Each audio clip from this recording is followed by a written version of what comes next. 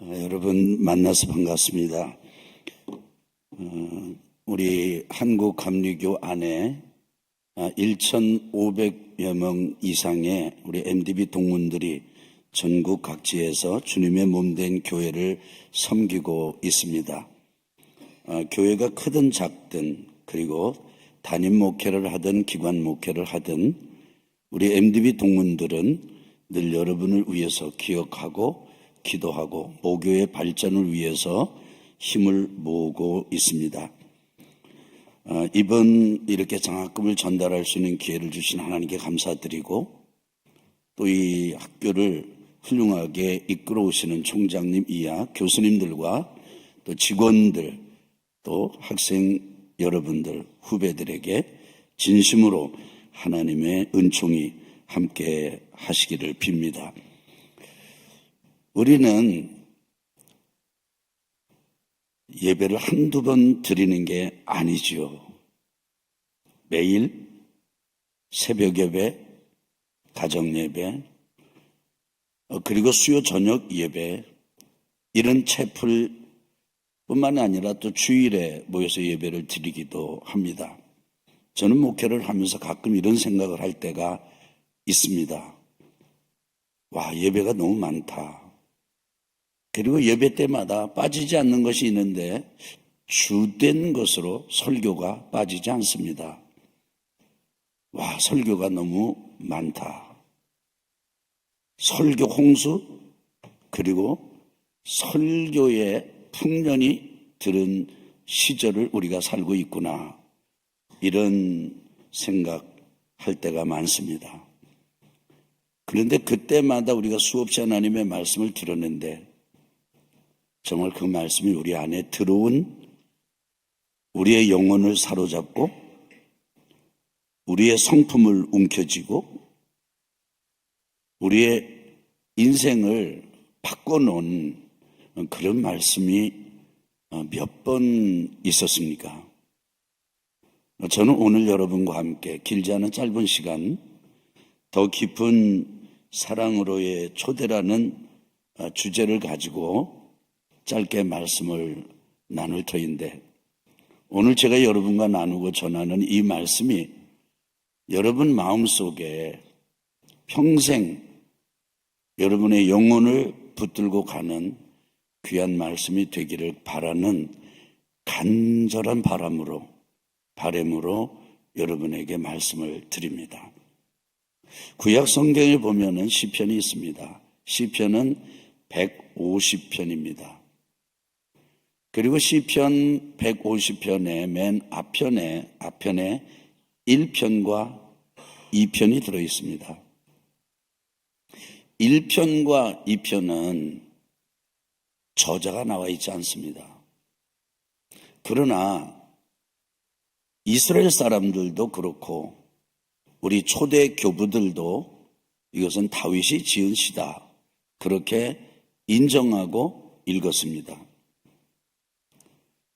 그리고 이 이스라엘 사람들도 그렇고 우리 초대 교부들도 그렇고 시편 1편과 2편은 원래 두 편의 시가 아니라 한 편의 시였다, 이렇게 받아들였습니다.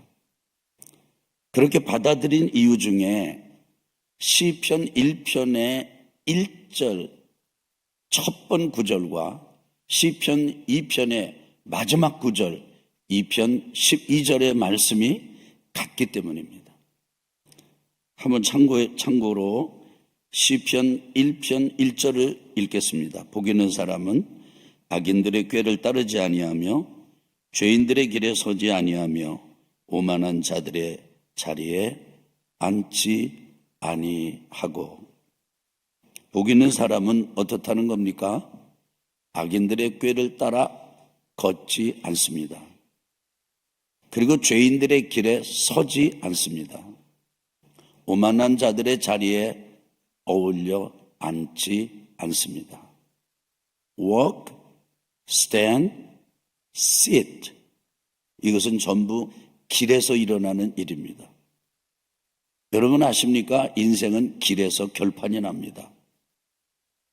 그런데 인생의 길을 제각각 살아갈 때 악인들의 꾀를 따라서 걷는 일, 죄인들과 어울려서 서는 일, 오만하고 교만한 자들과 어울려 함께 앉아 어울리고, 이런 표현이 어떨지 모르겠습니다만 노닥거리는 이런 것을 안 하는 사람이 복이 있다. 그런데 시편 2편 12절은 어떤 사람이 복이 있느냐 이렇게 말합니다. 한번 따라해 보실까요? 그의 아들에게 입 맞추라. 그렇지 아니하면 진노하심으로 너희가 길에서 망하리니 그의 진노가 급하심이라. 마지막에 이런 말씀이 있어요. 좀 강하게 해보실까요?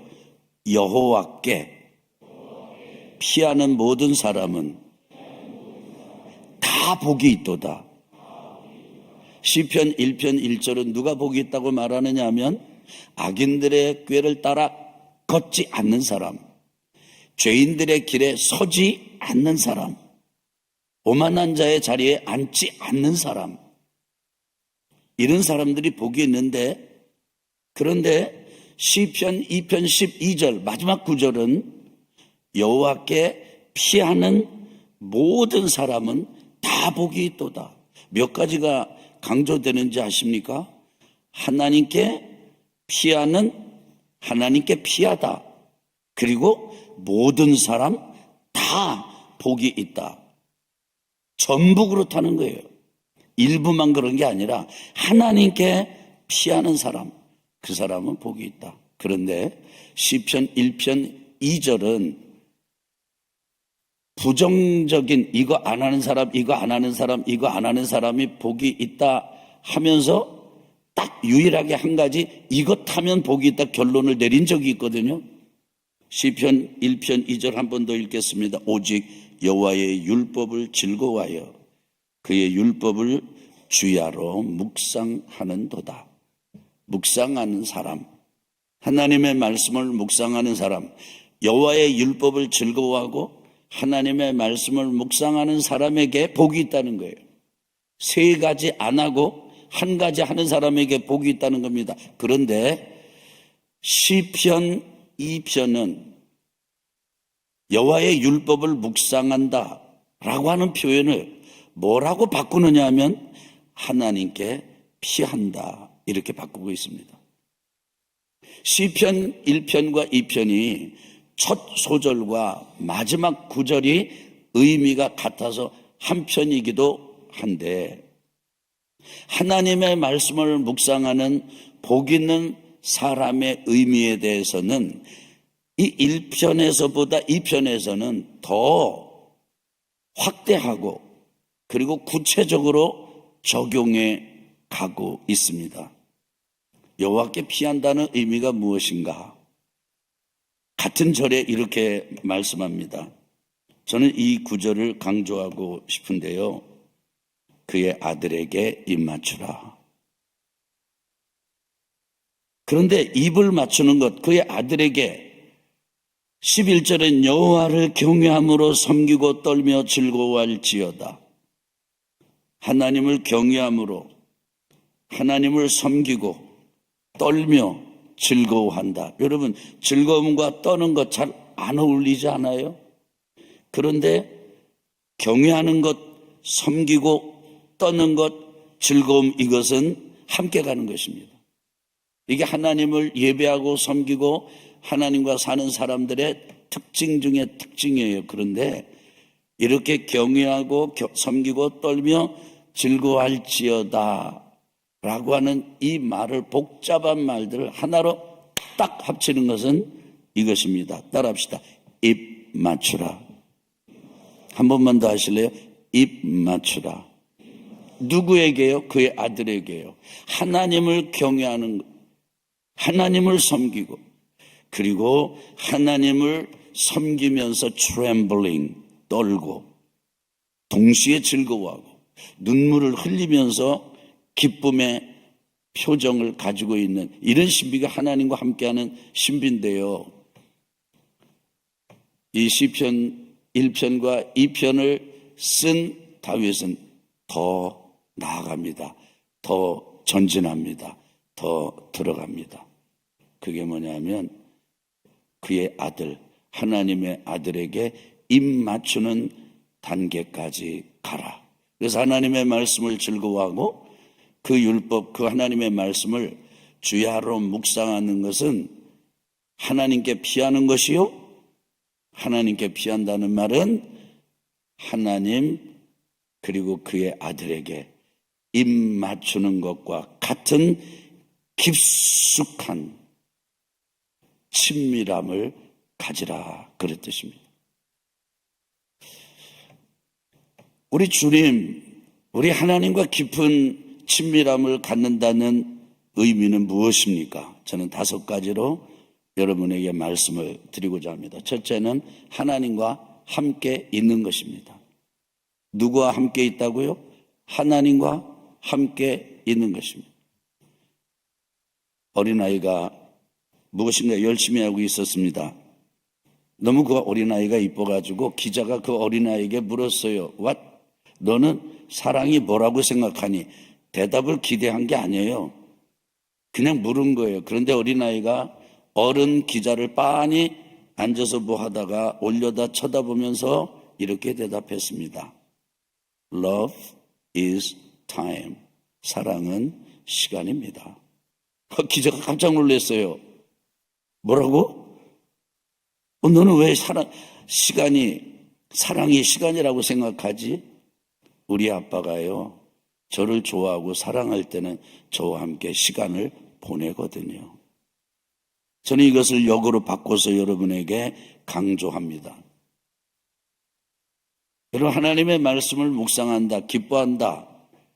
그리고 마치 하나님께 난리 만난 사람이, 흉년 만난 사람이, 홍수 만난 사람이 피하듯이 하나님께로 가서 하나님의 말씀을 즐거워하고 묵상한다고 하는 첫 번째 하나님 사랑의 의미가 무엇입니까? 하나님과 시간을 함께 하는 것입니다. 젊은이가 저에게 찾아왔습니다. 목사님, 다른 건 다 이해가 되겠는데 성경을 열심히 읽으라는 건 이해가 되겠습니다. 그런데 하나님하고 같이 있으라고 그러니까 나 그 말이 무슨 말인지 못 알아듣겠습니다. 그 젊은이는 굉장히 진지한 젊은이에요. 그래서 제가 이렇게 얘기했습니다. 편지를 받아본 적이 있는가, 젊은이? 많이 받아봤지요. 근데 편지보다 더 중요한 존재가 누군지 아는가? 그 편지를 보낸 사람이지. 편지는 단어와 문장 나누기까지 다 하고 사전까지 찾아가면서 번역까지 하면서 암송까지 하면서 그 편지를 쓴 아버지나 어머니와의 관계가 온전치 못하다면 편지가 과연 의미가 있을까? 저는 그 젊은이가 그 뒤로 하나님과 더 가깝게 지내게 됐는지 안 지내게 됐는지 저는 알지 못합니다. 오늘날 많은 경우 성경에 함몰되고 집중하면서 성경을 우리에게 편지로 사랑의 고백으로 주신 하나님과는 관계가 서먹서먹하고 정죄받고 비판받고 공격받는 그리스도인이 얼마나 많은지 모릅니다. 혹시 여러분 중에도 그런 분이 계시다면 가장 먼저 하나님과 함께하는 시간을 배우십시오. 입맞춤 키스할 정도로 관계가 깊숙한 사람은 함께 있는 것이 절대로 지루하지 않습니다. 두 번째, 입맞춤과 같은 깊은 이런 친밀감을 갖는 묵상의 두 번째 의미는 무엇이냐? 하나님과 함께 있으면서 그분의 말씀을 읽는 것입니다. 소리내어 읽는 것입니다. 우리나라는 원래 공부한다 그러면 글 공부라고 그랬고요. 글 공부라고 하는 의미는 글을 소리내어 읽는다는 뜻이었습니다. 낭낭하게 지나가는 사람이 들을 수 있게 읽었습니다. 하나님의 말씀은 눈으로도 읽어야 되거든요. 눈 독서, 마음으로도 읽어야 되는데 정말 중요한 독서의 시작은 소리내어 읽는 것입니다. 세 번째, 말씀을 깊이 묵상하는 것, 그것은 하나님의 말씀을 먹는 것입니다.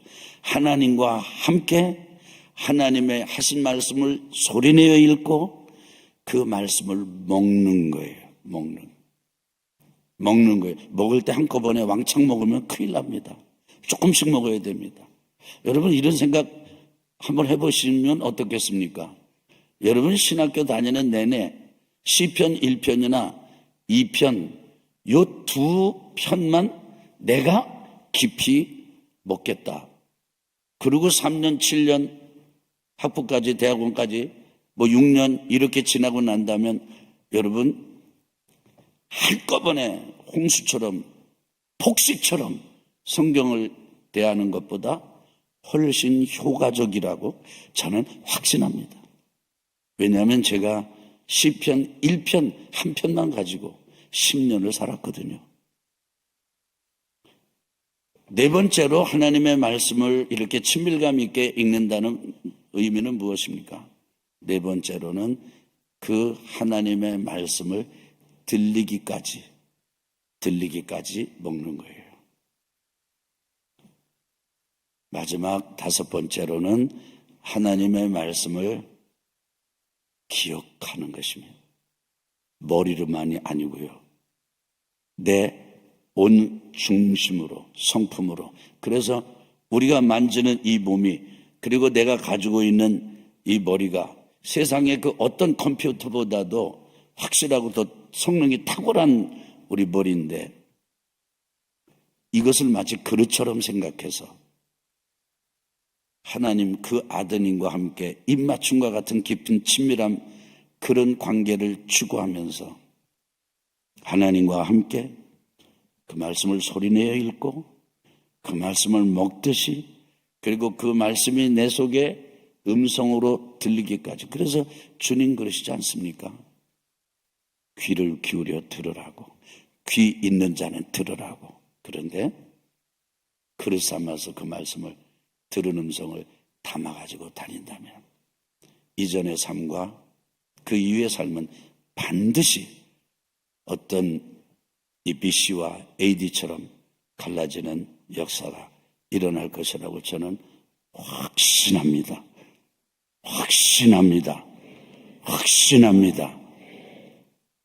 주님, 이 자리에 600여 우리 선지동산에 귀한 형제 자매들이, 후배들이 있습니다. 하늘의 문을 열어 주옵소서. 하나님, 이곳에 하나님의 영을 부어 주옵소서. 특별히 하나님을 향한 갈망과 하나님의 말씀에 대한 갈망과, 그래서 하나님과 함께 하나님의 말씀을 소리내어 읽고 먹고 듣고, 그리고 그것을 기억하여 온몸으로 담아가지고 다니며 살아가는 믿음의 용사들, 장수들 일으켜 주옵소서. 무너진 이 땅 강토에 모든 제 영역과 교회를 일으켜 주옵소서. 이들을 통해서 예수님 이름으로 기도합니다. 아멘.